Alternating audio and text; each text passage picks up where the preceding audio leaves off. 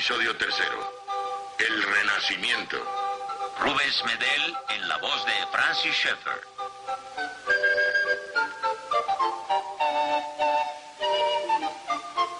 Ahora hablaremos del Renacimiento. Es uno de los grandes períodos de la historia del hombre. En lo que se refiere a sus obras de arte, es uno de los triunfos de la humanidad. El que camine por un museo y no se maraville con la belleza de las obras de arte mediante sus diferentes expresiones, en definitiva es un pobre hombre. Pero al mismo tiempo tenemos que recordar que en la corriente del pensamiento humano se abre la puerta para el hombre humanista de una nueva forma y lo lleva adelante. Y deja así el paso libre a todos esos problemas que nos llevan al período del hombre moderno.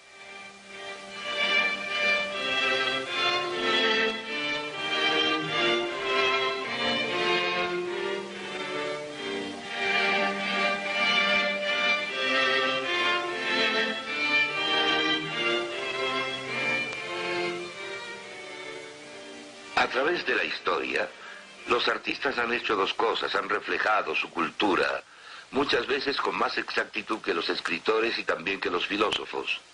Y segundo, prepararon el camino para el siguiente paso aportado por la cultura, por lo que a veces son profetas, pero siempre están exhibiendo obras de la cultura de su época. El cambio producido con el Renacimiento puede claramente observarse en el arte. Hasta entonces, la pintura florentina había sido como el arte bizantino, pero menos pulido, sin gracia y sin profundidad. La gente no era representada en forma realista.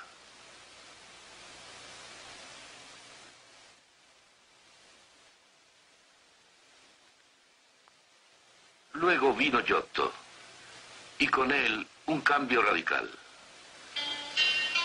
Se le encomendó pintar el juicio final, y en él pintó un retrato realista de su patrón, Enrico Scrovini, el hombre que pagó por la obra. A la naturaleza se le dio su lugar apropiado, porque la naturaleza es importante, ya que Dios creó al mundo, y apropiado en el sentido de que la naturaleza se representa tal y como es.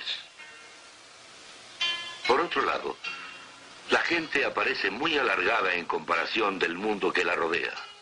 Observen el puente.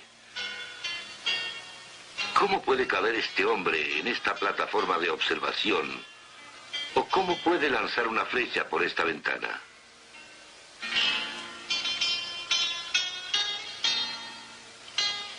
El mismo hombre que pintó esto diseñó el bello campanario, el campanile, junto a la Catedral de Florencia, un pintor que crea edificios.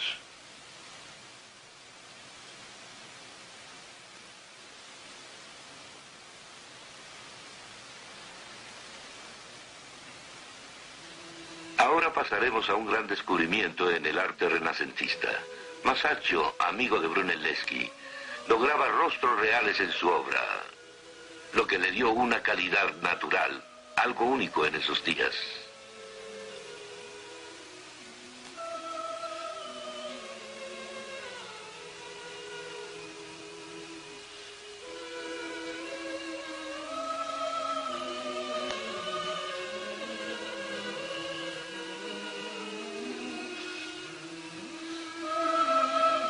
Los pintores que precedieron a Masaccio, incluyendo a su maestro Masolino, pintaron sus figuras como si estuvieran de puntas.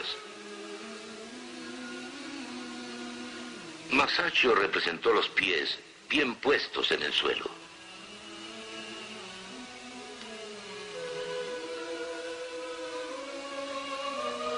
Masaccio primero empleó en forma consistente la perspectiva central. En este aspecto se dejó atrás a los romanos que solo conocían un tipo de perspectiva. Pintando así y empleando la nueva técnica, sus personajes estaban en medio de un espacio realizado.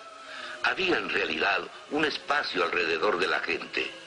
Para el hombre del Renacimiento había algo más. situaba al hombre en el centro de ese espacio, un espacio subordinado a los principios matemáticos inventados por la mente humana. En el norte de Europa, Jan van Eyck tuvo los mismos problemas en el arte. Estamos en San Bavo, la catedral de Gante, en Bélgica. El rico, el pobre, todas las categorías y tipos de personas con toda clase de antecedentes se acercan a Cristo. El artista apreciaba y entendía el énfasis bíblico en Cristo. Pintaba a Cristo como el Cordero de Dios erguido y con vida sobre el altar, simbolizando que Él murió como sustituto y sacrificio. Pero Él no ha muerto, de acuerdo a las palabras de Jesús.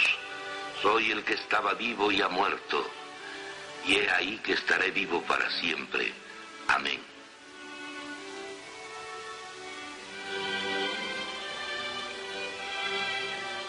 Van Eyck dominó la luz y el aire y fue el primer gran maestro de la pintura paisajista.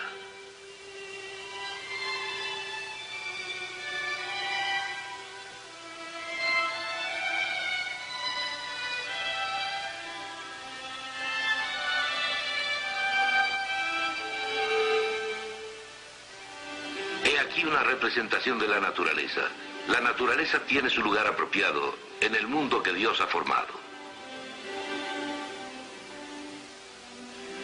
Los escritores escribían tal como los pintores pintaban. Dante, en cuya casa me encuentro en Florencia, es un ejemplo ideal de esto. Su obra fue genial en un grado máximo. Y el buen maestro, al contemplar la procesión, dijo: mirad ahí esa gran sombra que se acerca. No parece derramar ninguna lágrima, a pesar de su dolor. ¿Qué aspecto tan majestuoso conserva aún en el infierno? Ese es Jasón, que con su valor y su destreza efectuó el robo en Colquide.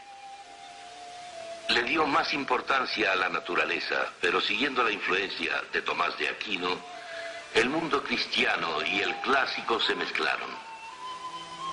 En su Divina Comedia, los grandes pecadores eran Judas, que vendió a Jesús, y Bruto y Casio, que conspiraron contra César. En su propia vida, el problema de las cosas individuales contra significado y valores se demostró claramente. Amaba a Beatriz, a quien en realidad solo vio un par de veces en su vida, y consideraba su amor como el ideal romántico. Al ver su rostro, siempre tan hermoso, el amor difunde una dulzura perfecta sobre mí. Pero se casó con otra mujer, a quien jamás mencionó en su poesía. Ella se dedicaba a cuidar a sus hijos y a cocinar. Aunque los escritores de aquel tiempo entendían que el amor sensual requería del espiritual, que debía ser más que una mera respuesta física del momento pasajero, sin embargo dejaban que esto se dividiera en dos partes: el amor físico y el idealizado amor espiritual. Dante y los escritores de su época tenían dos opiniones del amor. Una, el idealizado amor espiritual dirigido hacia un espectro incorpóreo, y la otra, la abnegada mujer que se ocupaba del hogar y compartía su cama. Esto no producía belleza, sino fealdad.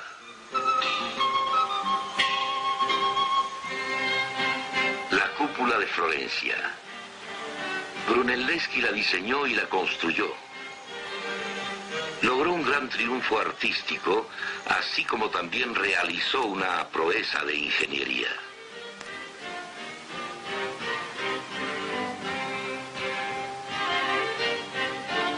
Lo que es en verdad sorprendente es que Brunelleschi tenía habilidad no como arquitecto, sino como orfebre.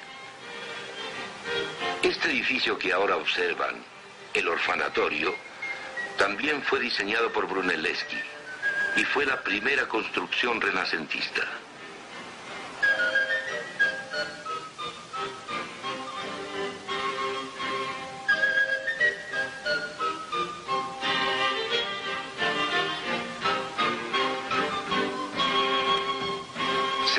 aún más atención al hombre. Sabemos poco de aquellos que levantaron las catedrales góticas o de los que escribieron los cantos gregorianos. Ahora el artista mismo se volvió importante. He aquí una biografía de Brunelleschi. Algunos de sus contemporáneos escribieron autobiografías y empezaron a realizarse esculturas, retratos y también autorretratos de los artistas. A principios del Renacimiento todo era diferente. La naturaleza tenía su lugar apropiado. El hombre estaba en su sitio apropiado y podía haber sido precioso. Pero en un cierto punto, a lo largo del Renacimiento, las escalas cambiaron y el hombre mismo se colocó en el centro por completo, dejando libre el camino a toda la destructiva fuerza del humanismo que siguió a lo largo de la Ilustración y aún hasta nuestros días.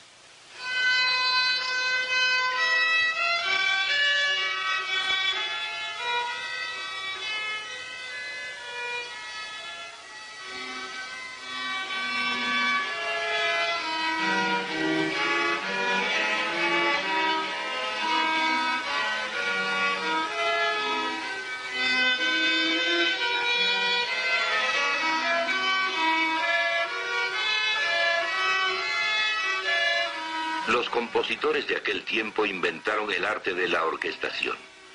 No solo cada instrumento tocaba una voz diferente, sino que también una melodía diferente.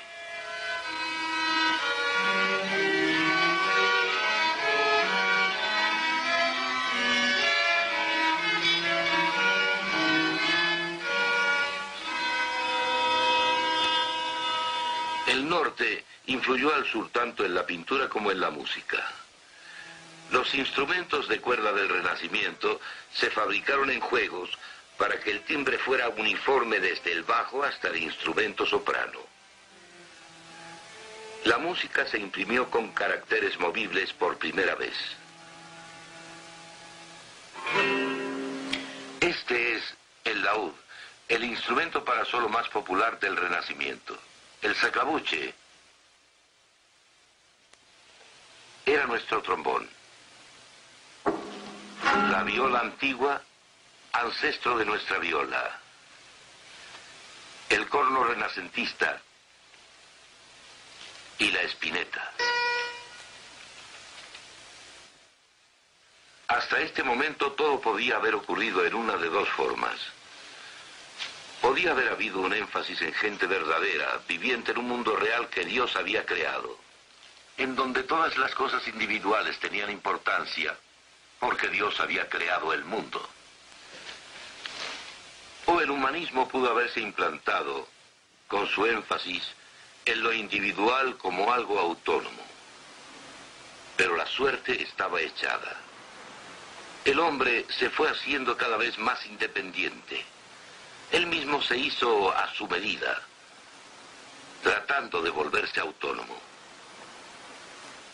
El hombre humanista del Renacimiento creía que los tiempos pasados habían sido muy insípidos y debían olvidarse.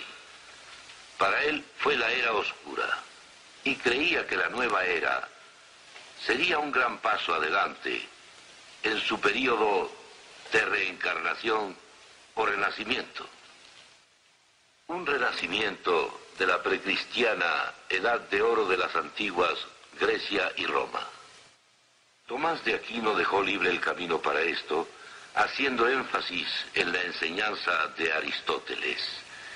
Este es un fresco pintado por Rafael en el Vaticano. Se llama La Escuela de Atenas. Las figuras centrales en este fresco son Platón y Aristóteles. Rafael pintó las manos de estos dos personajes para representar el énfasis filosófico.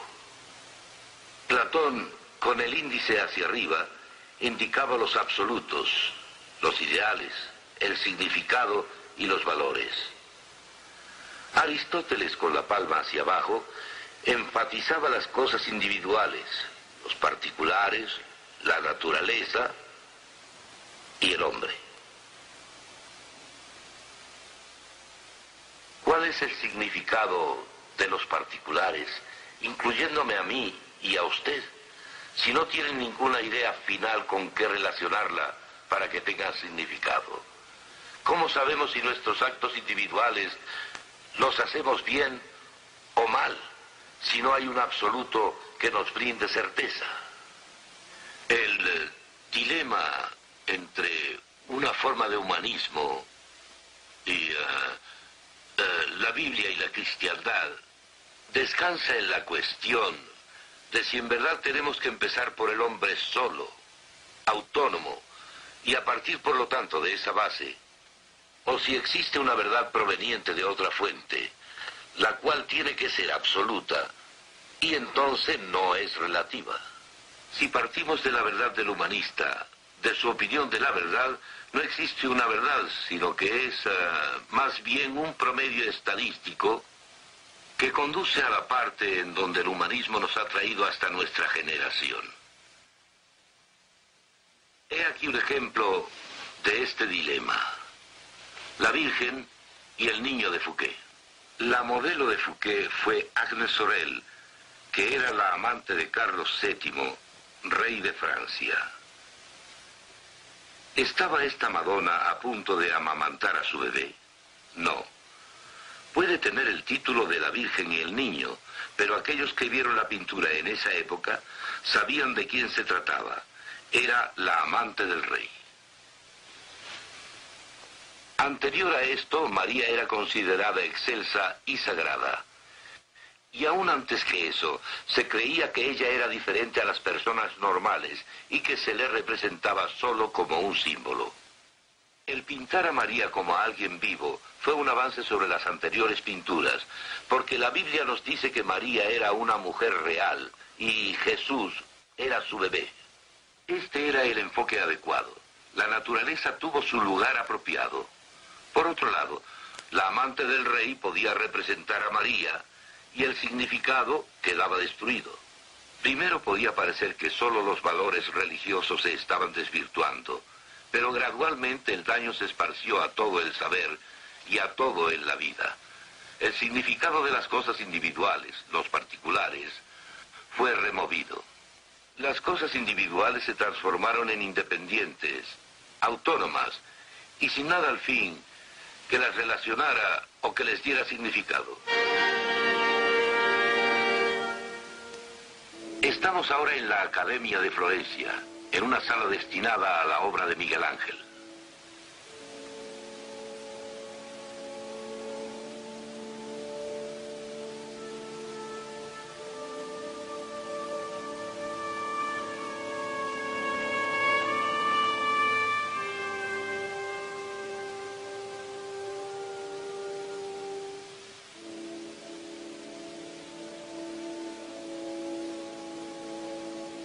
En ambos lados observamos las estatuas de Miguel Ángel llamadas Los Cautivos.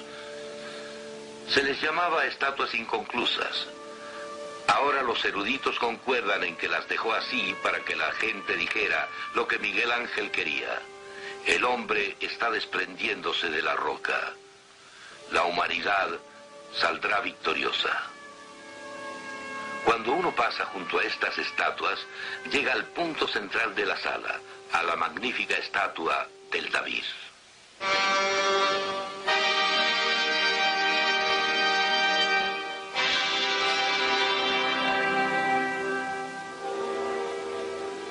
De una pieza defectuosa de mármol, Miguel Ángel, con todo su genio, esculpió su David, una pieza de arte casi sin rival en el mundo.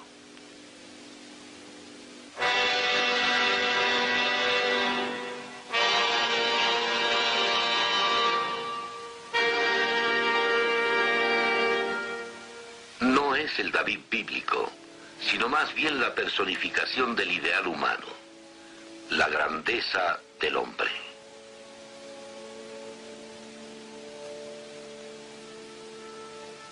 Hacia el final de su vida, Miguel Ángel se dio cuenta de que el humanismo no era suficiente. No había y no hay hombre como David.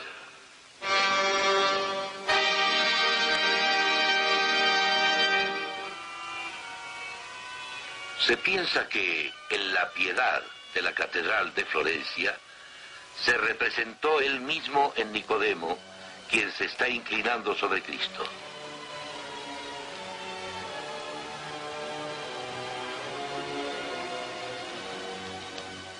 fuerza del humanismo se debilitó, si no es que se ausentó.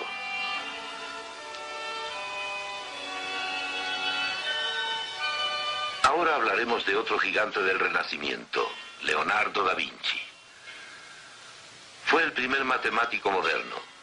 Fue químico, físico, músico, arquitecto, anatomista, botánico, ingeniero mecánico y artista. Hizo estudios de la anatomía humana. Algunos de ellos se llevan en los textos actuales.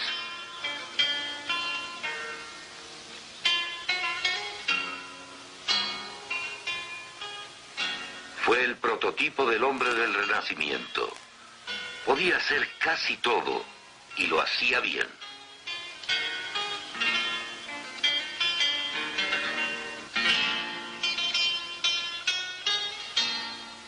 Diseñaba instrumentos de guerra de salvaje atrocidad.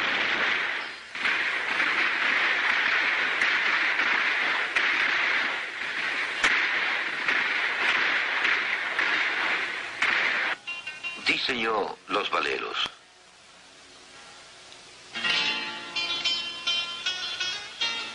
Leonardo entendía bien el problema del hombre moderno. En su genio, anticipó cuándo terminaría el humanismo. Comprendía que el hombre humanista, partiendo solo de las ideas individuales, o sea, los particulares, no tenían una unidad que les diera significado.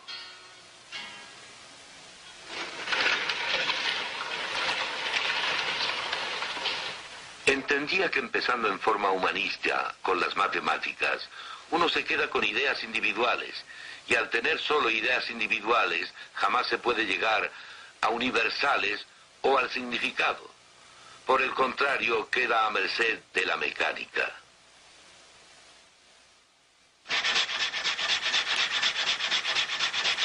Y así, pudo ver más allá de nuestros días, en donde el hombre está considerado como máquina.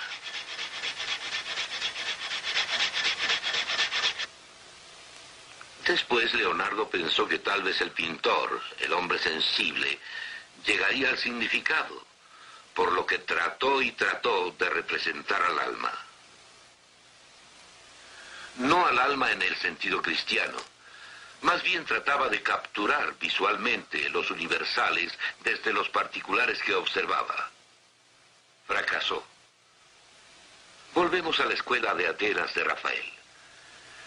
La enseñanza de Aquino hizo que el hombre tratara de ser independiente, autónomo, y esto condujo al humanismo renacentista. Leonardo, con su gran inteligencia, captó el problema y luchó por encontrar universales. Leonardo y todos los humanistas estaban seguros de que el hombre, partiendo de sí mismo, podría resolver cualquier problema. Su clamor era: puedo hacer lo que intento, solo denme hasta mañana. Pero en su vejez, Leonardo, siendo brillante, aún previó la derrota del humanismo. Como piensa el hombre, así es él. El humanismo ya comenzaba a mostrar su conclusión natural, el pesimismo. Cuando Francisco I, rey de Francia, llevó a Leonardo a ese país, lo vemos ya desalentado.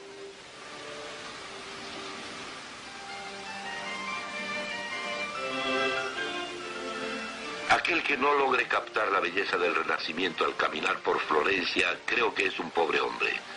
Me fascina ir a Florencia y pasear por los museos o caminar por las calles, pero por otro lado, el que solo vea la belleza y la gloria del Renacimiento, en donde el hombre mismo se volvía cada vez más autónomo y no capta este quebranto, tampoco entiende el Renacimiento. El humanismo sin duda termina en la desesperación. Si se parte de lo que es finito, no importa cuán lejos se proyecte, jamás se podrá llegar a un absoluto. Jamás. En la luz del dilema humanista, solo existe una solución real: reconocer este libro como verdad, volver a la Biblia no solo como a un libro religioso abstracto, sino como verdad. Ella no cambia. Habla de la cultura de ese día en particular. Jamás pasa de moda. Habla de los temas del momento, y aún así parten de una sola base: de la existencia del infinito y personal Dios, quien ha hablado, y luego para la propia necesidad humana, Cristo muere para redimirnos.